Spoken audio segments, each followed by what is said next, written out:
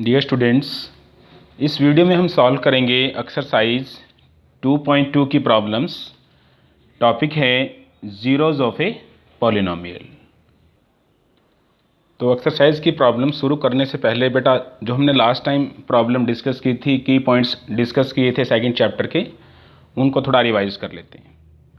देखिए 2.1 में हमने देखा था कि किसी भी एक्सप्रेशन को हम पॉलिनोमियल कब कहते हैं, ठीक है ना, जब हमारे पास वेरिएबल की जो पावर है वो पॉजिटिव इंटीजर्स में होती है, ठीक है ना। उस तरह के एक्सप्रेशंस को आप पॉलिनोमियल कहते हैं, ठीक है ना, वन वेरिएबल में। जैसे आप ये देखिए 4x² - 3x + 7, ये पॉलिनोमियल है वेरिएबल x के अंदर, क्योंकि x की जो पावर है वो डिसेंडिंग ऑर्डर में है और पॉजिटिव इंटीजर में है।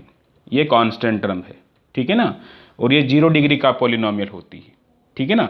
अब आप थर्ड पार्ट में देखिए, जैसे हम यहाँ t से रूट हटाएंगे तो t की पावर 1/2 हो जाएगी। तो कभी भी वेरिएबल की पावर है वो फ्रैक्शनल नंबर में नहीं आएगी और ना ही नेगेटिव इंटीजर में आएगी, ठीक है। इसी तरह यहाँ भी जब y की वैल्यू ऊपर आएगी तो ये माइनस में हो जाएगी, -1 में आ जाएगी और वो नेगेटिव इंटीजर हो जाएगा, तो ये भी पॉलिनोमियल नहीं होगा, ठीक है। सेकंड क्वेश्चन में देखिए, यहाँ पे आपको कोफिशिएंट बताना है x² का। x² के साथ जो नंबर मल्टीप्लाई में है उसको आप कोफिशिएंट बोलते हैं। तो यहाँ पे x² का कोफिशिएंट है 1, इधर x² का कोफिशिएंट है -1, यहाँ पे x² का कोफिशिएंट है π/2, ठीक है ना।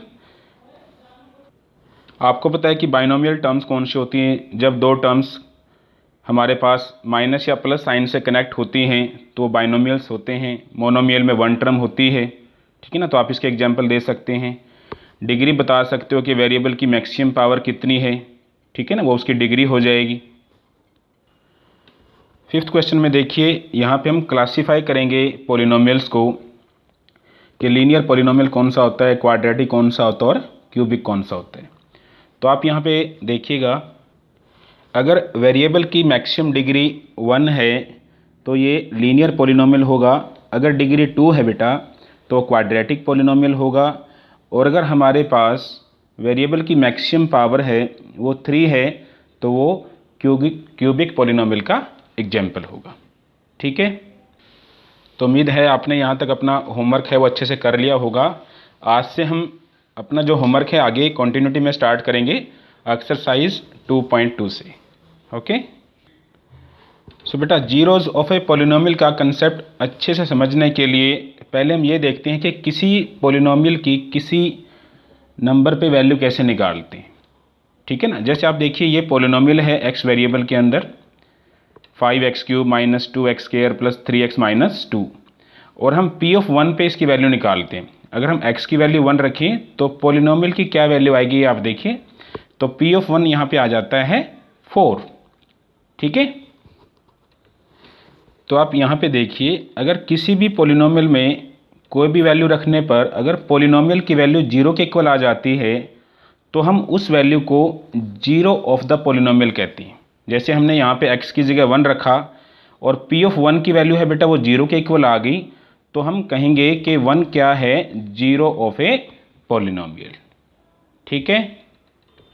जैसे आप इस एग्जांपल में देखिए, हमारे पास पॉलिनोमियल है p(x) है x + 2, और हम दो पॉइंट्स पे, दो वैल्यूज़ पे चेक करते हैं पॉलिनोमियल की वैल्यू। तो p(-2), जैसे आप x की जगह -2 रखते हैं तो p(-2) आ जाता है बेटा 0, तो हम कहेंगे कि -2 है वो जीरो ऑफ दिस पॉलिनोमियल, ठीक है। इसी तरह यहाँ पे देखिए, अगर आप x की जगह 2 रखते हैं और 2 रखने पर p(2) की वैल्यू है वो 4 के इक्वल आती है, 0 के इक्वल नहीं आ रही है, तो हम कहेंगे कि 2 है वो इस पॉलिनोमियल की 0 नहीं है, ठीक है। आइए अब एक्सरसाइज की प्रॉब्लम है वो डिस्कस करते हैं।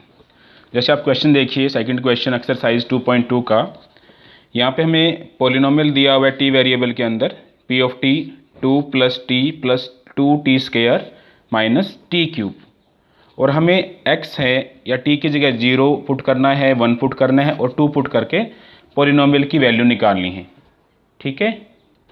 तो जैसे आप t की जगह 0 पुट करते हैं तो p(0) क्या आ जाता है बेटा, 2 के इक्वल आ जाता है, ठीक है ना। जहाँ भी t है वहाँ पे आप 0 पुट कर देंगे और सिंप्लीफाई कर देंगे तो p(0) की क्या वैल्यू आ जाएगी, 2, इसी तरह पी ऑफ 1 टी की जगह 1 रख देंगे और सिंप्लीफाई करेंगे। सिंप्लीफाई करने के बाद पी ऑफ 1 की वैल्यू आ जाएगी 4। इसी तरह पी ऑफ 2, ठीक है ना, टी की जगह आप 2 पुट करेंगे, 2 प्लस टी की जगह आपने 2 रख दिया, फिर प्लस 2 टी स्क्वायर, टी की जगह 2 रखा उसका स्क्वायर आपने ले लिया, माइनस टी क्यूब, टी की जगह आपने 2 रखा उसका क्यूब ले लिया, 2 क्यूब कितना हो जाएगा 8 हो जाएगा। और जैसे आप सिंप्लीफाई करेंगे तो पी ऑफ 2 की वैल्यू आ जाएगी 4। इस तरह से आप फर्स्ट और सेकंड जो प्रॉब्लम है उसको सिंप्लीफाई कर सकते हैं 2.2 एक्सरसाइज में। थर्ड क्वेश्चन में बेटा हमें पॉलिनोमियल दिया हुआ है और वो x की वैल्यू दी हुई है, तो हमें ये बताना है कि x की ये वैल्यू है वो 0 है इस पॉलिनोमियल की या नहीं। ठीक है, तो हम क्या करते हैं, x की जगह वो वैल्यू रखते हैं और सिंप्लीफाई करने के बाद अगर उस वैल्यू पर पॉलिनोमियल की वैल्यू 0 आ जाती है तो हम कहते हैं कि यस जो x की वैल्यू है वो 0 होगी पॉलिनोमियल की। ठीक है ना, तो आप यहाँ पे देखिए जैसे हमने x की जगह -1/3 पुट किया तो सिंप्लीफाई करने के बाद यहाँ पे p ऑफ -1/3 है वो 0 के इक्वल आ गया। क्यों? क्योंकि 3 से 3 यहाँ पे कट गया तो -1 और +1 दोनों का सम क्या हो गया बेटा 0। तो हेयर p ऑफ -1/3 है वो 0 के इक्वल आ गया, तो हम कहेंगे कि -1/3 है वो 0 होगी पॉलिनोमियल की। ठीक है, हम आपको हर तरह की जो प्रॉब्लम है एक्सरसाइज की उसका सॉल्यूशन है वो समझाने की कोशिश करेंगे, तो सब बच्चे ध्यान से सीखें, अपनी अंडरस्टैंडिंग पे फोकस करना है आपको। ठीक है ना, कॉपी नहीं करना है। तो आप यहाँ देखिए 7th पार्ट में यहाँ पे पी एक्स की वैल्यू है ये दे रखी है। ठीक है ना, जनरल पॉलिनोमियल है x के अंदर और x की ये वैल्यू हमें चेक करनी है कि ये 0 हैं या नहीं इस पॉलिनोमियल की। तो आप देखिए p ऑफ -1/√3 जैसे आपने x की जगह रखा ये वैल्यू, तो सिंप्लीफाई करने के बाद देखिए क्या वैल्यू आई 3 × -1/√3 का स्क्वायर -1, ये यहाँ पे पुट कर दिया हमने x की जगह। ठीक है ना, और -1 का स्क्वायर क्या हो गया 1 और √3 का स्क्वायर क्या होगा बेटा 3। ठीक है ना, स्क्वायर से स्क्वायर रूट कट गया यहाँ पे, तो इधर क्या वैल्यू आ गई 1 -1 क्या होगी 0। तो p ऑफ -1/√3 है वो किसके इक्वल आ गया 0 के इक्वल, तो ये वैल्यू क्या कहलाएगी 0 ऑफ द पॉलिनोमियल। तो लास्ट में आपने इस तरह से अच्छे से अटेम्प्ट करना है, therefore -1/√3 is the 0 of the polynomial. ठीक है, सो बेटा हम एक्सरसाइज में कुछ सिलेक्टेड पार्ट्स को है वो सिंप्लीफाई कर रहे हैं, बाकी आपने ओवरऑल हर तरह की प्रॉब्लम को अपने स्तर पे सिंप्लीफाई करना है। ठीक है ना, सभी प्रॉब्लम्स मिलती जुलती हैं एक क्वेश्चन के अंदर, बाकी जो पार्ट्स हैं वो आप देखिएगा। जैसे 4th क्वेश्चन है, यहाँ पे हमें क्या करना है find the 0 of the polynomial. हमें पॉलिनोमियल की 0 निकालनी है, पॉलिनोमियल आपको दे रखा है। तो हम क्या करेंगे 0 के लिए जो पॉलिनोमियल है वो सारी वैल्यू को 0 के इक्वल रख देंगे जो उसकी कंडीशनल स्टेटमेंट है। तो p ऑफ x क्या होना चाहिए 0 के इक्वल। अगर x पॉलिनोमियल होगा कोई भी वैल्यू तो p ऑफ x है वो 0 के इक्वल होना चाहिए।